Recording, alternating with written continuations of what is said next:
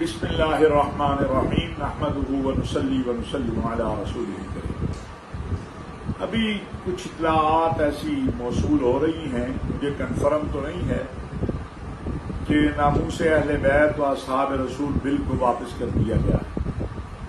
صدر صاحب نے کہا ہے کہ اس پہ مزید مشاورت کی جائے۔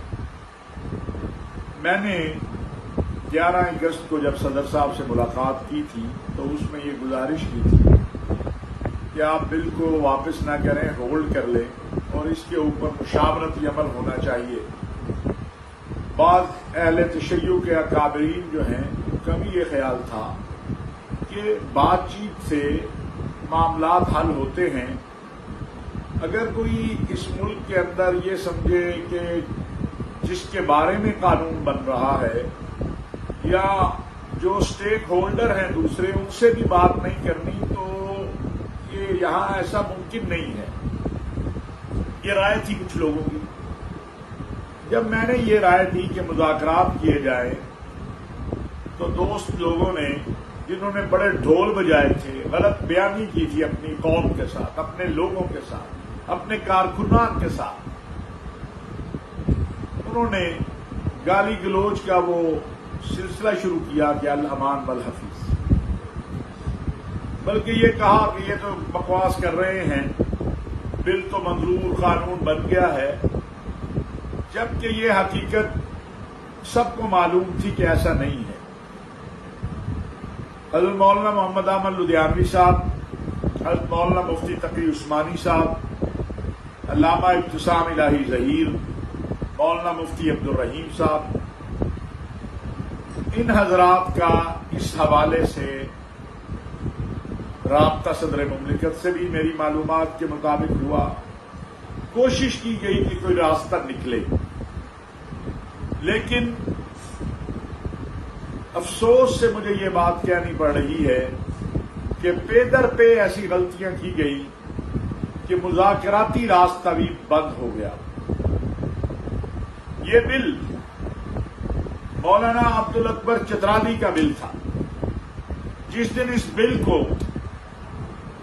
ایک جماعت کی شخصیت کے ساتھ منسوب کیا گیا، یہ وہ دن تھا کہ جس دن یہ بل متنازع ہو کے اس پر شدت شروع ہو گئی۔ ہمیں جس طرح اپنے لوگ بڑے عزیز ہیں، ہمارے مخالف ہمیں اچھے نہیں لگتے، اسی طرح دوسروں کے بارے میں بھی یہ بات ہمیں ذہن میں رکھنی چاہیے۔ کاش ہمارے جیسے طالب علموں کو گالیاں دینے کی بجائے ہماری بات سن لی گئی۔ وفاق المدارس کی عاملہ شورا کا اجلاس ہوا، ذرا غور تو کیجیے کہ کیا وجہ ہے کہ وہاں بھی اس کا ذکر نہیں آیا۔ کہیں تو غلطی کی گئی ہوگی، ہم سے ہوئی ہوگی نا۔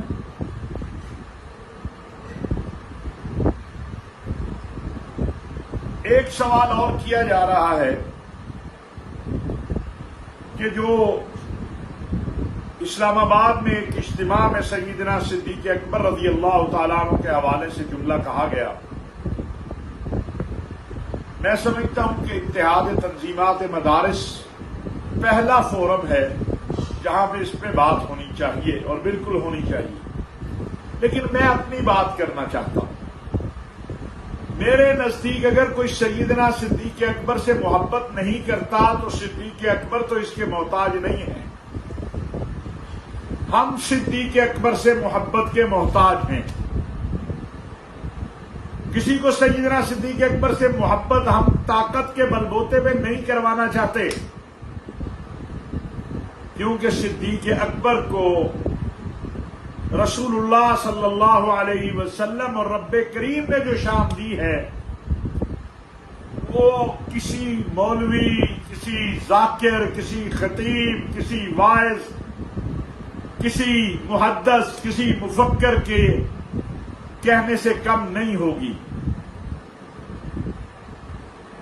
افسوس ضرور ہے کہ کسی بھی مکتبہ فکر کی بڑی شخصیات میں سے کسی شخصیت کو اس طرح کی بات نہیں کرنی چاہیے تھی، لیکن اگر کوئی ایسی بات کرتا ہے تو اس سے اس کا قد بلند نہیں ہوتا، اس کا قد اس سے کمزور ہوتا ہے، موقف کمزور ہوتا ہے۔ ایک طرف اہل تشیع کے ایران، عراق مراجع کہہ رہے ہیں کہ خلفائے راشدین، امہات المومنین، صحابہ کرام کی توہین و تنقیص حرام ہے،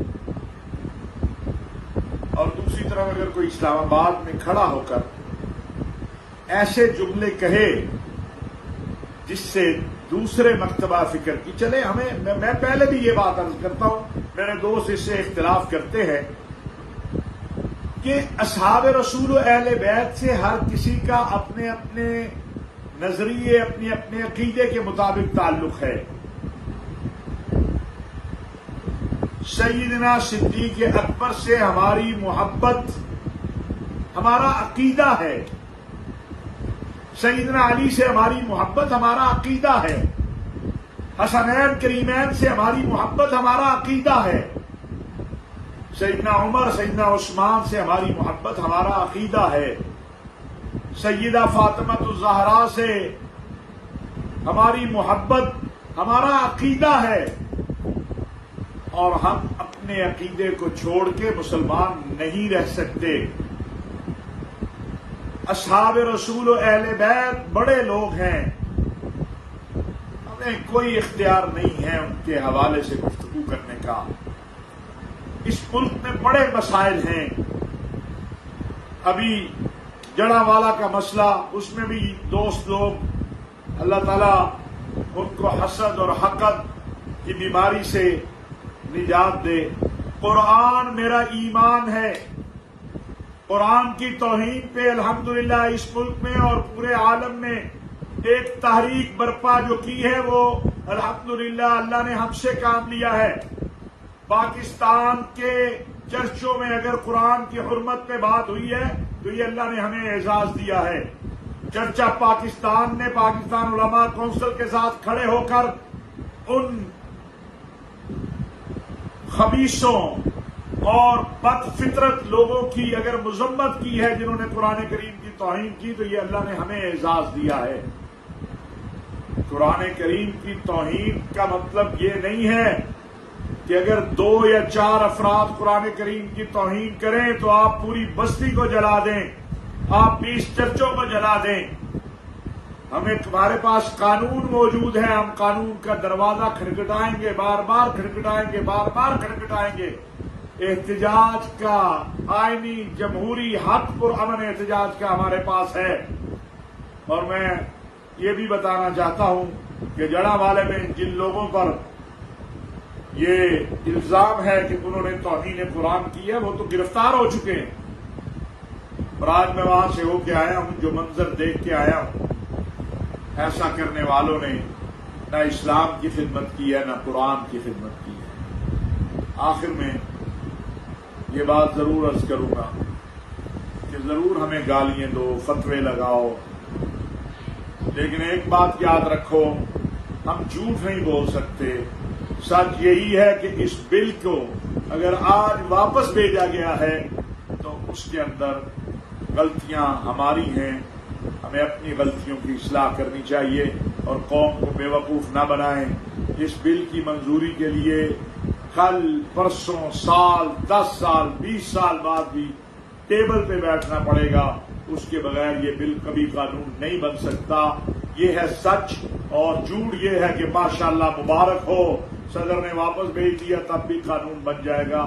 وہ مبارکیں دینے والے شرمندہ تو ہو جائیں کم از کم کہ انہوں نے اپنی قوم کو، اپنے کارکنوں کو، اپنے ساتھیوں کو گمراہ کیا، ان کے جذبات سے کھیلا، جبکہ ہمارے جیسے مسکین لوگ جو ہیں اگر سچ بولتے ہیں تو ان کے بارے میں نمبر دے دیا جاتا ہے گروپوں میں کہ انہیں گالیاں نکالو، تمہاری گالیاں ہمارا کچھ نہیں بگاڑ سکتی، کیونکہ ہم اپنے رب کے سامنے سرخرو ہیں، اپنے رب کے سامنے ہم اس عزم اور ارادے کے ساتھ نکلے تھے کہ جو ہم سے ہو سکا وہ کریں گے، اور ہم نے کہاں کیا کچھ کیا ہے یہ اللہ کو بھی معلوم ہے اور بہت سے دوستوں کو بھی معلوم ہے۔ اللہ تعالی ہم سب کے حال پہ رحم فرمائے۔ وما علینا الا البلاغ۔